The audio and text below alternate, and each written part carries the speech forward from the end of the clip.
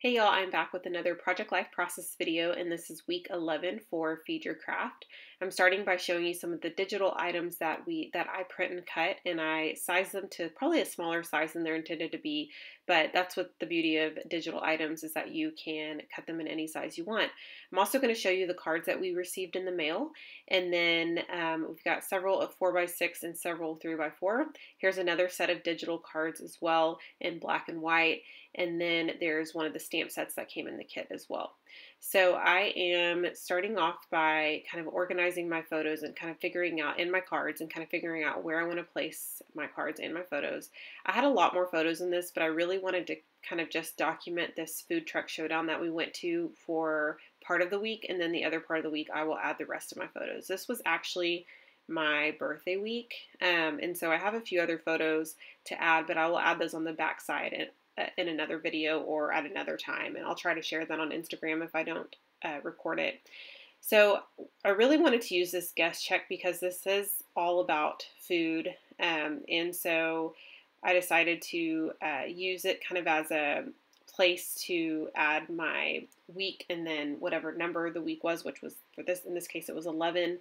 And those guest check cards actually they don't come in the kit. I don't know what I'm saying. You can get them from the Feed Your Craft shop. If they're not already sold out, I think you can get them there.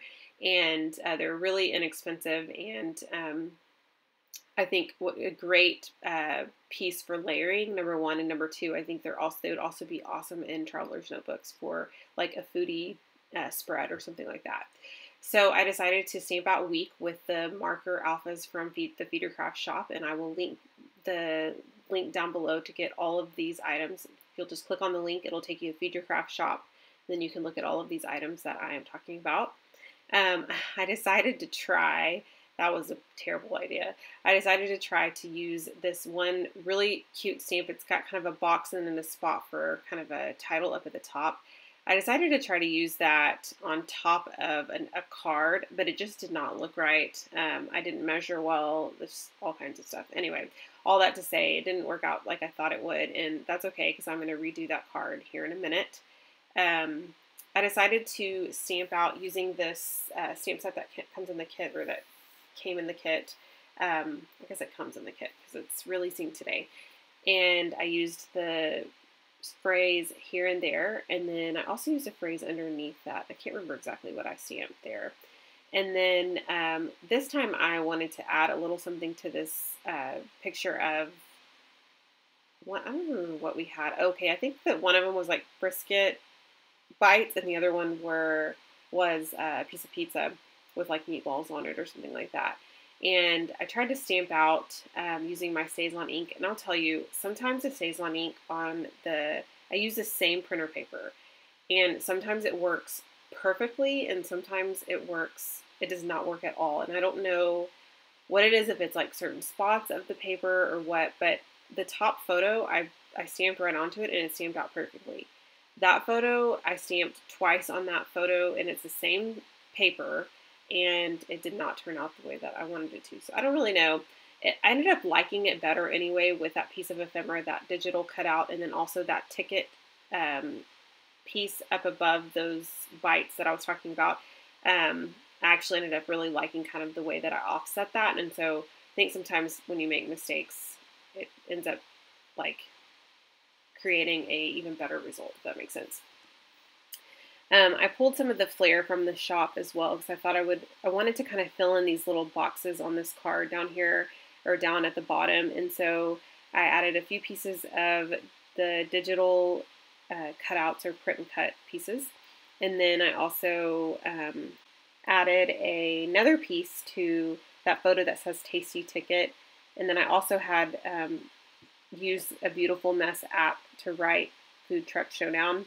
And I wrote that there at the top, or I used and it printed that way, if that makes sense. I used the app and then it printed, and then I added that piece of ephemera there underneath. For this black and white photo, it wasn't the best photo ever, and so I change it anytime I have a photo like that. I just change it to black and white, and it's kind of a view of the event like itself as a whole. And I decided to add kind of a bigger piece of like a bigger die cut there on the left-hand side. There was a person that was right there when I took the photo, and obviously there were people everywhere, but that was really noticeable right there. I think I wanted like more distance in between. I don't know if that's making sense. I wanted kind of more of an open photo, if that makes sense. And so I decided to cover up that person, sorry, whoever you are, and stamp out kind of the event for the day, or the events for the day. And I used the stamp set. I may have used that food coma stamp set. I'm not 100% sure, but I stamped out like exploring, enjoying, and then like eating like several times. And so I really like the way that turned out. And you'll see some final photos, so hopefully you'll be able to see that one close up. I'm going to write the journaling on this card that has those 6 different boxes that are kind of separate. And I decided to kind of just do a checklist like I do every so often. And then that's pretty much going to be it. I attempted to do journaling with my typewriter. It didn't work out like I thought it would. So I just added a different card there in the middle. And then that's pretty much it. I hope you guys enjoyed this process. Let me know if you have any thoughts or questions. I'll leave all the links down below. And I will see you guys soon. Bye.